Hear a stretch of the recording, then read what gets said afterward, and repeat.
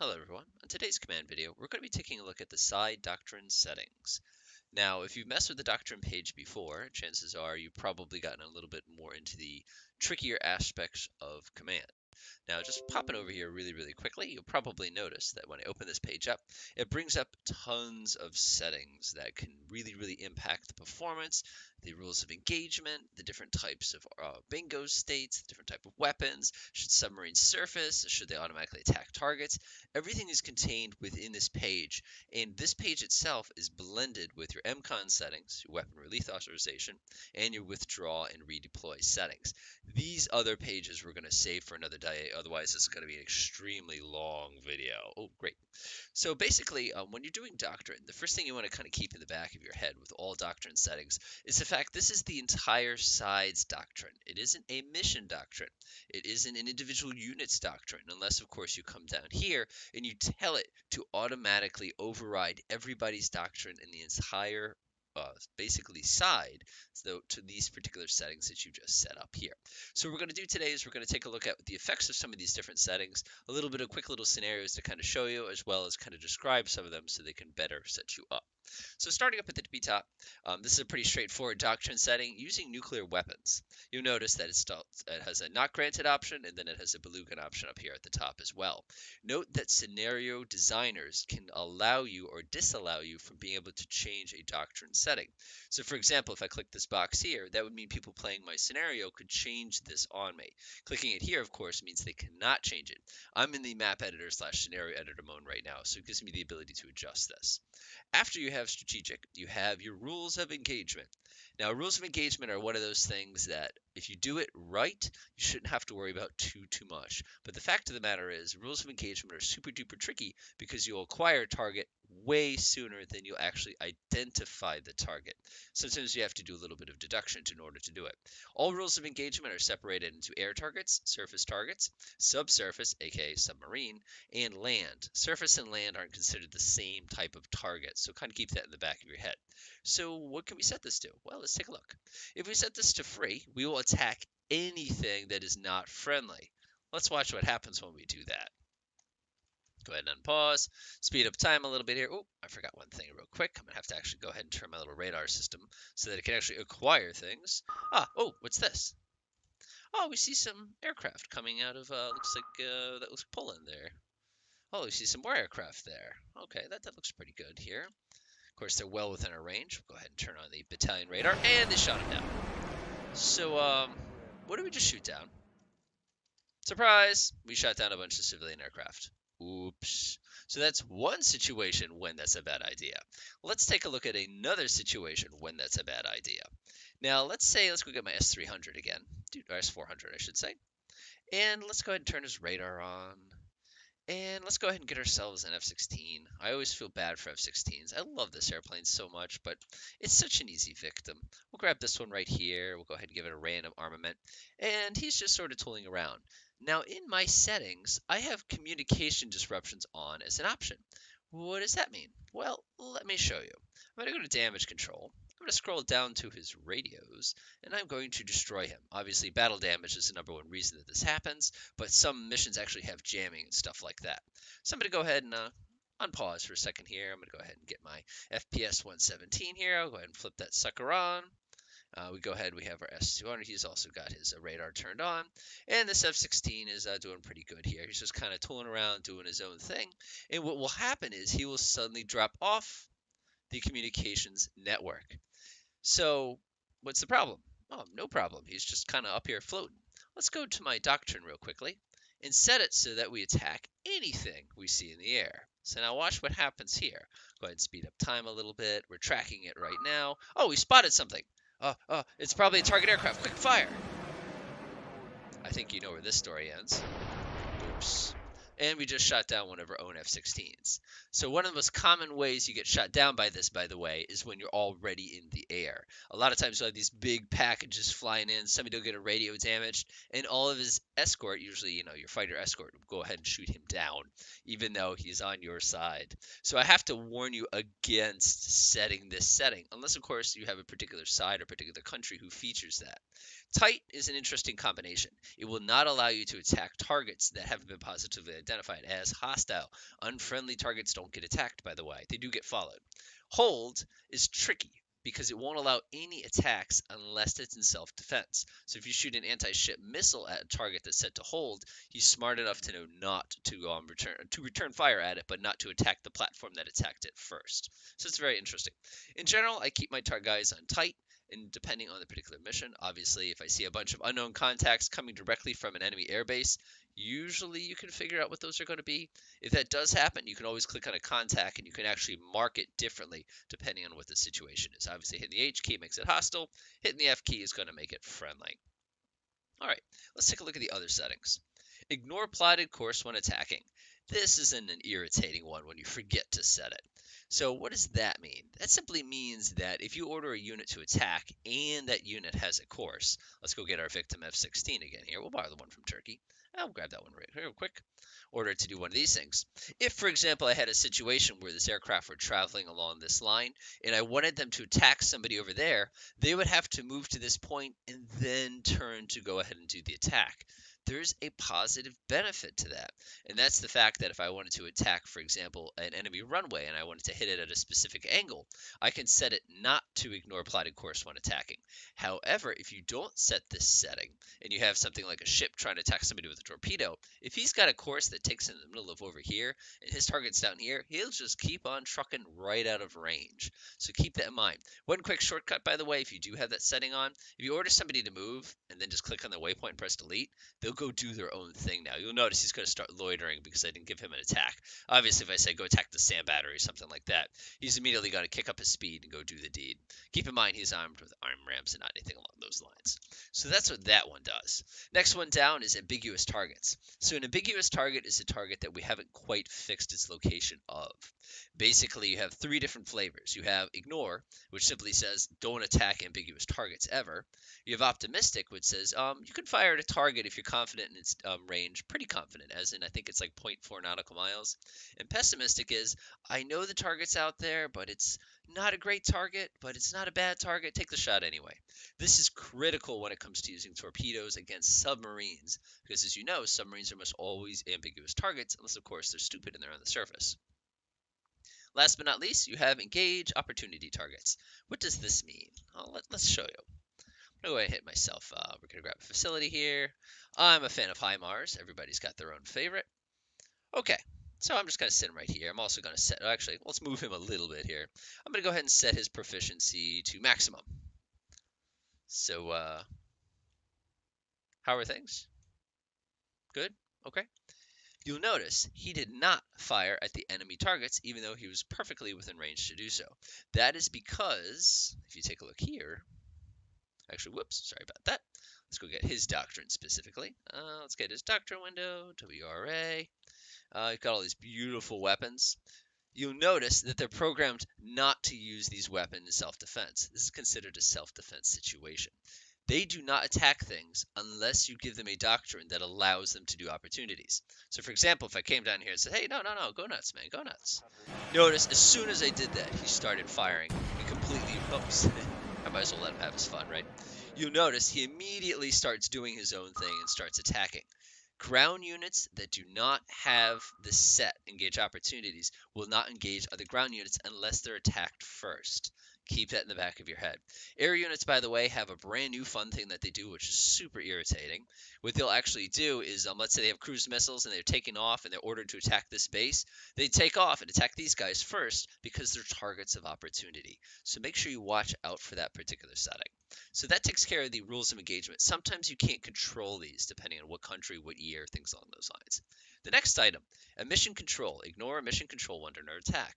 This simply says that if it detects that a weapon is about to attack it, it will automatically turn on its jammer, as well as its radar, as well as its active sonar. If you disable this setting, it won't do any of those things, which may preclude returning fire or even being able to engage the incoming weapon. Keep that in the back of your head. The advantage to this, by the way, is the fact that if you turn it off, you won't give yourself away if somebody takes a pot shot at you. The disadvantage, naturally, is you won't be able to automatically engage. Now, when is this going to be a situation? Well, there's a couple different ways to look at this. The first one is, let's say I have a situation when, let's go get myself a B-52 for this one real quick. We'll get ourselves a B-52H, even though my personal favorite is the D. I don't want a JASM. I want something that's actually going to annoy it. That looks pretty good. We'll grab one of those. That looks pretty good. I'm going to go ahead over here. I'm going to add 6 here. Whoops. Sorry about that.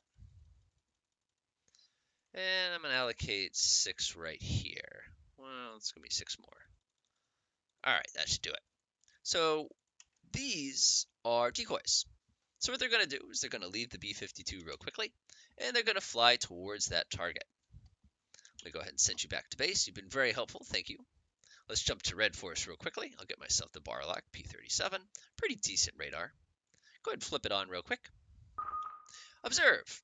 We have identified several unusual bogeys. Now, I don't know about you, but when I see that, I think cruise missile. So, of course, what else do we have? We have these SA-3s ready to go if they need to be used. So let's see what happens here. They're coming within, they're coming within. Now, if we had a rules of engagement that said attack anything that hasn't been identified yet, he is going to automatically fire missiles. Now, keep that in mind, because if I switched to the other team and I had something like a compass call, that looks good to me. Looks good to me.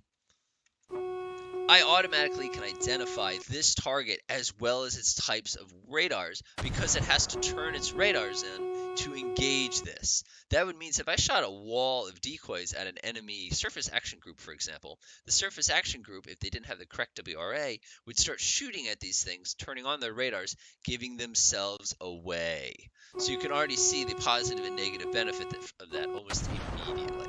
All right, Compass Call, you've been very helpful. You may return to base as well. Okay, let's take a look at what other options we have here. Go ahead and pause for a second here. So that's going to be that.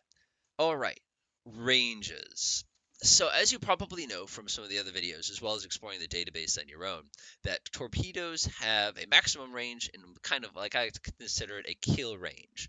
Basically, that simply says that if you set this to kinematic range, the torpedo is going to be fired at its absolute maximum range. If you set it to practical, it's going to be set at where it has a higher chance of getting to the target without running out of fuel. Keep in mind, big targets can't turn around quick enough to get out of the way of a torpedo. If you are playing a submarine scenario, you're going to find that you're going to want to set this a lot more often than leaving it at this. And you're sitting there going, huh? It's because the submarine is going to be detecting their targets at, let's say, 10 nautical miles. The targets will pick you up at 5 nautical miles, and you're already dead at that point, basically. So kind of keep in mind that's what this is going to dictate right here. Underneath here, you have a thing where you can dictate whether or not a submarine should automatically basically be evasive. This also includes aircraft. This also includes ships. Now, the cool thing here is, let's say, let's go ahead and reload everything real quickly so you can take a quick look. Let's say I'm attacking a target. Now, if I have very strong electronic countermeasures, I don't need to turn away from an incoming missile. I can just use my electronic countermeasures to basically help intercept the target. So what I'm going to do real quick is I'm going to get myself a B-52. Go out, let's grab an H. Let's go grab a nice modern one. Let's be old school with this. That looks good to me. And let's go ahead and do one of these things. And let's go ahead and say, I'd like you to bomb this base, please. By the way, if I move this over here, he's going to fly there and never bomb the base because he's not programmed by Doctrine to ignore his plotted course. I'm actually going to turn that back on for the scenario. Okay, that looks pretty good. So now, if he just sort of flies over the target range. Scoot, scoot. I'm actually going to do something different real quickly to allow those other SAMs to actually have a shot at this. Aha. Oh, good. They've already identified him. Excellent. So I don't even have to bother with that. Well, that's the disadvantage of being a B-52. You're kind of distinctive, even at high altitudes. All right, line him up perfectly. He's about to get shot at in just a second. Seriously, guys, you're disappointing me today. The reason why is I didn't have any electronic radar stuff. Oh, no, there's a missile on way. I apologize. I got ahead of myself. So now what the B-52 is going to do with automatic evasion is as soon as he sees that missile, he's going to start beaming the target, which also means, if you take a look, he's no longer in line with the target I was going to engage. And to be honest, a B-52 is not exactly an aircraft that I associate with being able to get out of the way of a missile, even if it jinx. So as a result, it threw off my entire attack run. Thank you, B-52. You've been very helpful. So let's go ahead and grab another one of those. We'll do the same exact kind of thing, but this time we will disable that setting. So I'm going to go ahead and I'm just going to order him to attack like this. But this time, I'm going to tell my doctrine not to evade. Keep in mind, you can set doctrine by mission. You don't have to set it by entire side. So as a result, he's now going to approach the base, but I'm going to do this properly. I'm going to turn on his offensive electronic countermeasures, which is going to make absolute spaghetti out of those SA3s down below me. We can go ahead and turn on our radar too, just in case we want to watch the individual launches come up at us. Oh, I heard something. Take a look. It was the SA5 that took the shot at us. Now notice, the B-52 will not dodge. It'll stay on its attack run the entire time, which means that hopefully the countermeasures are better than the maneuvering of the B-52. You can see the weapons coming up. Watch this. Fingers crossed, those are SA3s. They can chop a B-52 in half. Ha ha ha, your SA3s can't go up fast enough. So now notice our B-52 completely focused the entire time, gets to the attack zone, delivers his payload, and then gets creamed by an SA5. But at least you get the idea. As a general rule, you're not going to be using that setting if it is a very, very modern SAM system with a very, very large bomber. It reverses, of course, back in the day where even something like a B-66 could actually outmaneuver an early SA-2, especially a B or a C. So anyway, that's that setting. I think that's kind of cool. But remember, if you set this off, your ships stop maneuvering that way, your submarines stop maneuvering that way. So it's important you do it by mission, not for the entire side. Now, obviously, an F-16 should be allowed to outmaneuver a missile.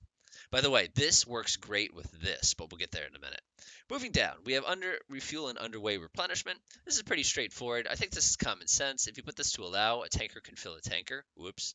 If you set this, pretty straightforward. Now, obviously, you can say it to not allowed. Coming down here, you can always say if you want nearest, if you want to pick it between the objective, or give priority to tankers. Now, this is an interesting problem, because what will happen is your aircraft will take off, then fly to the tanker that's back here, and then fly over here to where the actual mission is, run out of fuel halfway, come back to the tanker, and basically get in a vicious loop like this. Refueling is something I have to save for another video, but just be advised and watch out for that. Keep in mind, too, that you can be allowed to refuel allied units. You don't have to, but some people like to do it that way, especially if you're doing like a Navy and Air Force kind of a mission. Which brings us to the right side of this page. Hey, we're halfway there, right? Air operations tempo. This setting dictates how long it takes for an aircraft to be rearmed and refueled. Now, if I run over here real quickly to Papa Air Base, let's go ahead and just demonstrate. We'll go get our poor F-16 victim again. We'll add 2. Now, if I say, hey, I want to load this up with some GBUs, for example. Let's get some GBU-12s, and I press ready. Observe, it will take 6 hours to prepare this aircraft. Now remember, when you prepare an aircraft, you're doing a lot more than just putting bombs and fuel and the pilot into it. There's a lot of prep work that goes into it. That is because we're using a surge. This simply means we need to get these airplanes out as fast as a day. We need 4 or 5 sorties per day. It is extremely difficult for any Air Force to keep this going for any length of time. So a lot of scenario designers disable this as an option. Just keep that in mind. Now, if you set this to sustained, which is a little more realistic in a lot of scenarios, watch what happens when I ask that nice F-16 to load up some GBU-12s. It's going to take him 20 hours to do. Because remember, you're getting all that extra time for maintenance, all that extra time for fuel, having to unload the bombs, load it, reset it. Basically, you get 1 mission per day, which is a little more realistic for longer campaigns. So that's what that setting does. Underneath that, of course, you have this amazing thing called quick turnaround. Quick turnaround simply allows you to quickly load the bombs, fuel in the aircraft, and send it right back up in the air again. So I'll go ahead and enable that real quickly. Let's go ahead and grab our F-16 buddy real fast. Let's go ahead and ready arm him. We're going to cheat a little bit just to demonstrate how effective this is. You can click that on right here. I press ready immediately. Now observe, he has this little box now that says quick turnaround. He has 2 sorties total. That's 2 missions, takeoff and landings. And he has 4 hours maximum flying time. And it'll also say that he has no downtime between these sorties. So if I grab my F-16 buddy, order him to launch, go. Let's find out what happens. Ready, go. Pause. Now I order him to go back on the ground. Thank you. Check this out. Check it out. Oh, hold on. Okay, now we're good. He's being armed and reloaded in a half an hour, which is incredible if you think about it. However, if you take a look over here on the right, you'll notice he's used up 1 of those opportunities, and he has a total of 3 minutes flying time out of 4. So if he has 4.5 hours flying time on his first sortie, he will not be allowed to do this again. So it's just something to kind of keep in the back of your mind. A lot of times, look at the downtime. Remember that we're unsustained right now. That's why that number is so big. But anyway, it's kind of a neat little trick there, and it works really, really well for both air-to-air loadouts as well as anti-submarine loadouts. All right, fuel state pre-planned. This is pretty straightforward. Basically, bingo fuel says I have enough fuel to get back to base based on where I am currently. If you need to check out the bingo fuel of a particular unit, let's go ahead and get somebody who's going to be a kind of a bad victim here. I actually like the F53. That's fine with me. Let's go ahead and give it a derby. All right.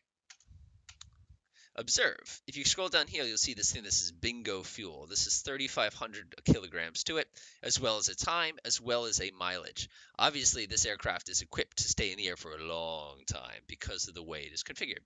If I ordered it to start moving like that, obviously I'm going to start burning fuel. My bingo fuel is going to get reduced. Now, one of the neat features about this particular version of Command is if I zoom out a little bit, they give you this blue ring, which is essentially the I'm out of fuel ring. So you can see we can get all the way to the UK and back from all the way out here just on the fuel that we're carrying.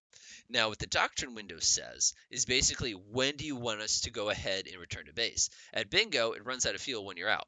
At Joker, you're basically saying give me an extra 10% of fuel. So if I click Joker, notice it switches to Joker fuel, but now I have reduced airtime. Now, if you want to do something really absurd, you could say 50% above bingo. That's called paranoid driving. Of course, if this were like driving our cars at home, I'm sure you'd be doing something like 25%, like a quarter tank of gas.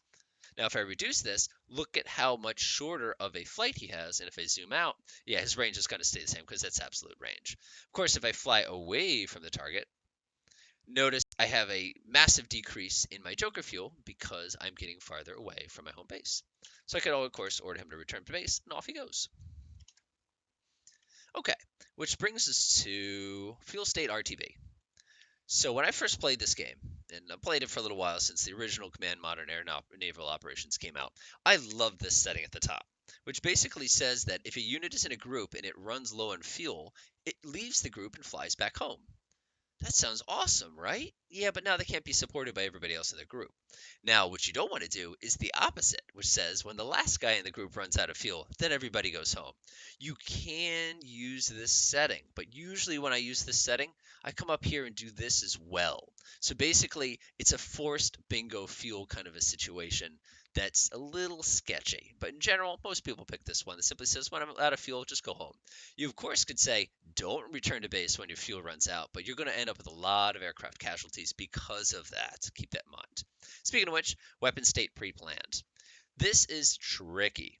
This allows you to basically dictate when it's time to return to base based on your weapons. Winchester's a very, very popular setting, which basically says the first Winchester, if I run out of weapons specific to my mission, that's it, let's go home. This one is the same thing. However, if there's something in the air worth shooting at with guns, do it. So the problem here is you have an F4E, he's fired all of his AIM 7s, and you know how those things never hit anything, and he finds a MiG-17. So, let's allow targets of opportunity for air-to-air guns. Please don't do that, you're going to get the F4 shot down.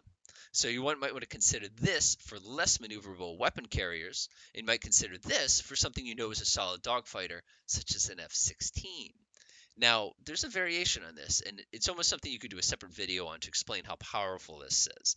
But if you actually scroll down, there's other settings called shotgun. Now, check this one out right here. One engagement with guns. Can you imagine that? So basically what that would be the equivalent of is a hit and run with guns. There's also another one. This is one engagement with beyond visual range of standoff weapons. That means it's a hit and run with standoff weapons. You also, of course, have an opportunity to fire all of these weapons and then quickly run away, which is very similar to this. However, it's BVR standoff. This does not include dogfight missiles. Scrolling down here, of course, you have percentages as well. Word of warning. Loadouts have a specific setting for that. So for example, if I go to my F5E again, scrolling down, it'll actually dictate what the automatic setting is. Check this out. This one's programmed to one engagement and then return to base. That means that if he doesn't fire both his missiles in one engagement, guess what that is? That would say we've wasted 2 more missiles and just ran home and probably got shot down on the way back. You have to be careful with that. So for example, if I click his Doctrine real quick, you'll check it out and see, in this particular case, this is use loadout setting. You'd have to come in here and override this. Otherwise, the first fight he gets in, he turn around and go home, whether or not he's discharged all his weapons, which now means a 6-hour wait time for him to be rearmed and refueled unless he's quick turnaround. You've got to watch out for that. This is also true, by the way, when you are doing operations where you're going to be doing precision guided munitions from the air to ground targets. It's kind of irritating, but it's just something you have to watch out for. Of course, you can come up here and overwrite it, but like I said, you have to do that by mission, so be very careful. Next one, you have weapon state RTB. This is the same as bingo. The difference here is you can, I love this one at the top. When you run out of useful missiles, by the way, be careful here. You can just say, oh, too bad. You can go ahead and return to base and be defenseless the whole ride home. This is a possibility, but again, now you've got an airplane that's ready in 2 hours, and you have 4 aircraft that are ready in 8 hours because they've all arrived at different times. Operationally, this doesn't work, so you have to be very careful with this. That being said, if you're doing cruise missiles and stuff like that, it's 20 hours anyway. Get back to base as fast as you can. Next one, air-to-ground strafing. Woohoo, demonstration time. Thank you, Mr. F5. You've been very helpful. All right. So let's go ahead and delete this SA5. That thing's pretty nasty. Let's get ourselves everybody's favorite bad guy, CSU-23. We'll go ahead and get we'll just do one from Vietnam. That seems pretty legit. We'll go ahead and turn his radar on. Again, we're going to make things interesting. Also, I'm going to throw on an SA9 too, just to have a little bit of fun here. Let's see here. We'll just take that one from the Soviet Union. I mean, you can't do an SA9 without a dog-ear radar. I mean, they were just meant to be. We'll grab that one from Libya. I'm not going to make any judgments about my selection here. I'm just trying to be fairly efficient. So the next one is air-to-ground strafing. So let's go ahead and get one of my old school favorites, air-to-ground aircraft, which nobody thinks about anymore, which is a shame because it's a really neat plane, and that's the MiG-27. Let's take a MiG-23 and make it more usable for ground attack by making the nose easier to see over. So we have an attack here with Fab 500s. Those are basically very, very large, high explosive bombs. We'll get them together in a good old-fashioned group of 4. And remember, their default loadout setting is high, low, high, which means they're going to be attacking at an altitude, let's see here, pretty low if I recall correctly. Actually, it's going to be down here, isn't it? Scrolling down, scrolling down, scrolling down. Strike down 2 minutes. I believe it's going to be about 100 feet attack altitude. So what I'm going to do is I'm going to order them to fly in here, and I'm going to go ahead and have them do their little thing. They're going to do a really, really sharp dive. They are not allowed to use air-to-ground strafing. Watch what happens.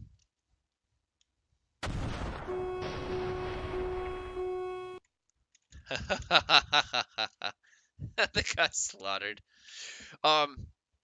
Unfortunately, my demonstration wasn't quite as good as I was hoping it because they literally got wrecked. So I'm going to go ahead and grab those. Could the next group of MiG-27s please come in, please? And we're going to go ahead and grab those guys again, group them together, and now demonstrate what was supposed to happen.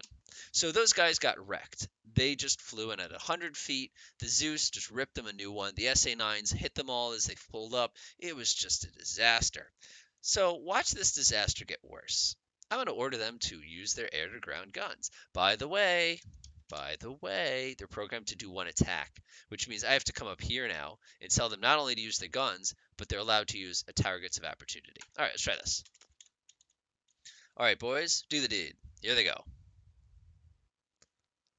Actually, before I do that, unassign. Oh, no, that's fine, that's fine. I just don't want you guys attacking that target, because I always feel bad when you do that. All right, attack that, go. All right, watch this. So they're going to zip in, just like they did last time. But there's going to be a new complication. So they're going to drop all the bombs first. And one guy got ripped up by the Zeus already. And they're all dead. Okay. Yeah. The Zeus is a really, really good system. I'm actually going to delete that. And now I'm going to demonstrate what was supposed to happen. This time definitely is usually what I like to say, right? So I'm going to go ahead and get the aircraft again. High, low, high. Make a few copies. Group them. You can stay there. It's fine. I don't feel bad. Whoop. Order them to attack. Spacebar. Delete. All right. They're programmed to allow air-to-ground strafing. Yes, indeed. So watch what happens. So they're going to zip in here like this. First thing they're going to do is they're going to have a tough time identifying their targets. Ooh, that looks pretty good from here. It's a nice little lakeside resort. So then they start shooting at the targets. So then they're going to pass wide. They're going to come around again. They're going to come around again.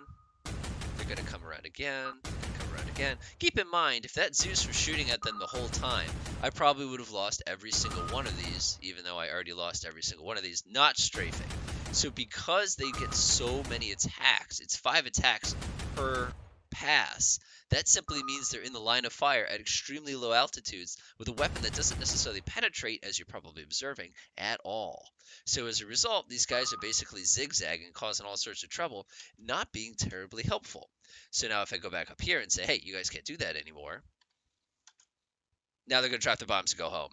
Hopefully you see the difference between the two. Some of you are going to say, well, what about the A10? I love the A10. That has an amazing gun on it. It isn't necessarily an anti-tank gun in game terms, but it is still a pretty usable weapon. You're going to get shot down. Just keep that in mind. Okay, moving on. Jettison ordinance. What does this mean? This means if you're attacked, drop all your weapons off the plane and run away. This does not include air-to-air weapons. It only includes things like fuel tanks. It only includes things like bombs and very, very expensive missiles. So keep that in mind. The advantage to this, of course, is if I'm an F-105 during the Vietnam War and somebody shoots an SA-2B at me, I'm going to be smart enough to dump all my ordnance off and basically bug out as fast as I can. That's the only way you're going to have enough maneuvering speed. By the way, if you combine this with this, you are silly. I'm sorry, no, you're silly. Why? Well, if you take a look at this particular situation, oh, I forgot to turn that back on. Maybe that's why everybody died a minute ago. Oh, well. Basically, you have an interesting little problem here that if you're not jettisoning ordnance to lighten yourself and you're not evading, then, wait, what? Just try to keep that in the back of your head. It doesn't make sense. But anyway, moving on. BVR engagement logic. This one is a little bit not tricky, it's just tough to understand. Basically, when you fire a missile, let's go ahead and get my favorite example. Get me an F4E this time. We need something, we could use an Iranian one, but we'll get an American one for this purpose. Go ahead and give it some sparrows. Point it in this direction like there. What I have to watch out for is that SA5. Let's go ahead and do this. Switch to red 4. Let's get everybody's favorite victim. All right, looks pretty good here. We'll get one from Yugoslavia. Soviet Union, why not? We'll do one of these deals. We'll go ahead and go like this. We'll go ahead and switch to the other team. And we're going to go like this. We're going to turn on his radar and let things happen. Stop. Okay. So first things first, in order for any of these doctrine settings to work properly other than follow them, actually all of them to be honest, you have to make sure ignore plotted course is on. So what do these 3 mean? Follow missile straight in.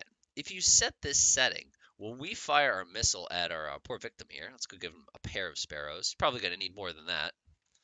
He will turn the nose of the plane so that he is facing the target that he is attacking.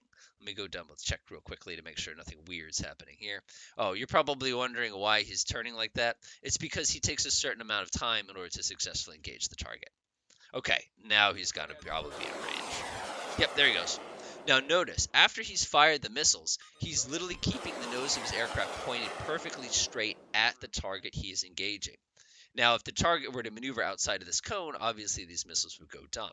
So why would you do this? Well, if you have an inferior weapon and you need to close the distance to get to a deadlier weapon, I'm thinking R-27Es and R-27Ts and R-27Rs. Those are basically those standard Russian missiles. You're going to be firing the Rs to get the guy to turn, waiting for him to turn, and then using the Ts. The only way you can get away with that is if you're pointing at the target the entire time.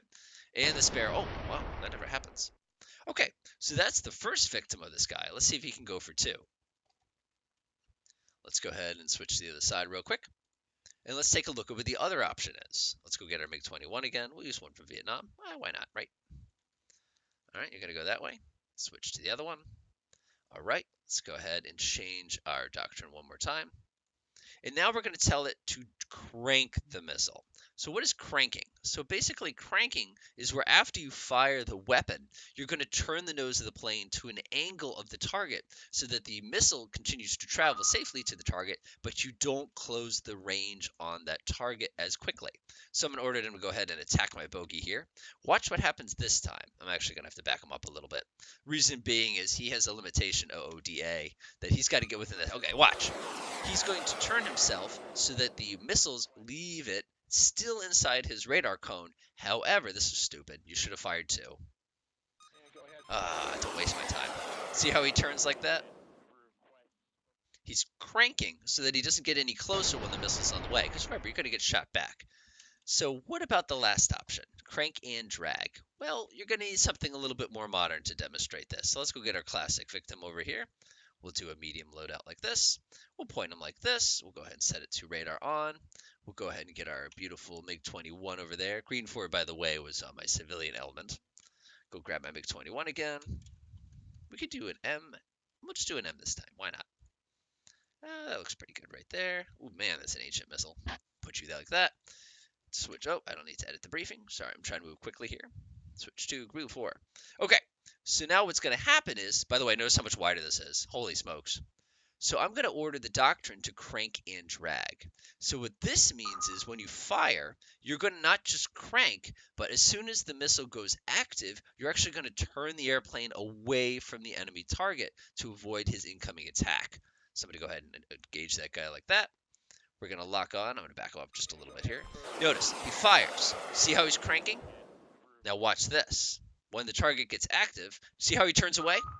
Bam. Nicely done.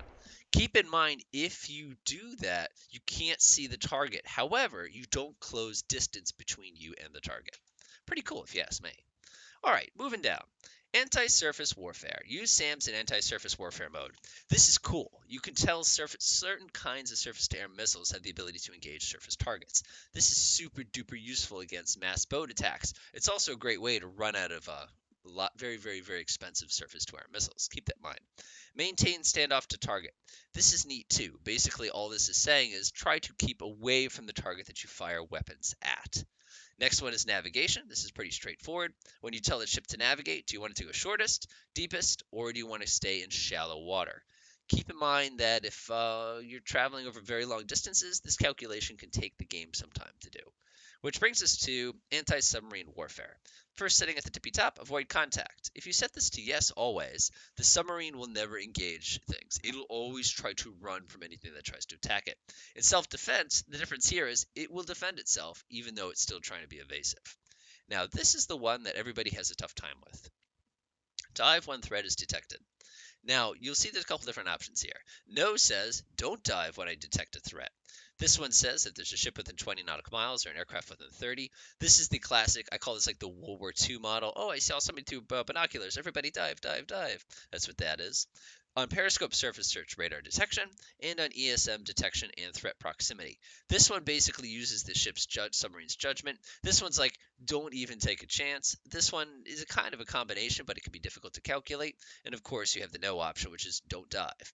So what I'm going to do is I'm going to set it to periscope surface search and demonstrate. Thank you, Mr. F-16. You've been very helpful. Let's go up here. So I've got ourselves this handy dandy. It's an SSN. This is the, I believe this is the Dallas, Hunt for Red October fame. I'm going to set it to periscope depth. Go ahead and unpause here. I'm going to wait until he comes up. It's going to be about minus 66 feet. Keep in mind he can now see pretty well at the front. Go to Red 4 real quickly. And surprise, there's a Tupolev 142 just sort of chilling up here. I'm going to turn on his radar. And I'm going to go ahead and flip back to Blue 4. So now notice, this what's that? This submarine has now detected that there is an aircraft looking at it somewhere, which is a little weird. Oh, I didn't mean upset auto. Set it up to cruise. Notice, as soon as I did that, he immediately dove just a little bit to keep himself safe. Now, if it did something stupid, like told him to come up to the surface, watch this. I think it might be a little too far away for him to do that. Now, he's not going to do it. No. You're supposed to automatically dive. Let's take a look real quick to make sure I didn't goof something up. He may also judge that this particular aircraft is too far away to matter. Let's see here. Where have I messed up? Let's see on ESM detection. Is that going to make you go, go diving? No. So we'll set it back to auto. Yeah. See, when you put it to auto, oh, there he goes. Now he's identified it as a hostile. Now he dives. Go figure. So that's all that does. Okay, so now we take a look at these settings. Recharge battery. So if you're working with a diesel submarine, you don't get unlimited battery power. I know that sounds obvious, but I've been surprised how many times I've run out of battery when I didn't realize I was still dived. Basically, this says that if you're just cruising along, automatically come to the periscope depth and start recharging your battery when you get to this percentage. If you're under attack or offense, don't come to the surface and do that until your battery is at this setting. Keep in mind, this function of avoid contact, this function of dive when detected, competes against these two settings. If you have a diesel sub that can't surface to recharge its batteries because it keeps detecting this, then you're going to get basically an infinite loop going up and down, up and down, up and down without really recharging anything. Just keep that in the back of your head. Dipping sonar. Woohoo! I love this one. So let's go ahead and switch back to, we'll use red 4 real quickly. Obviously, we've detected a submarine because he just surfaced. So most helicopters, we'll grab ourselves a hormone for this.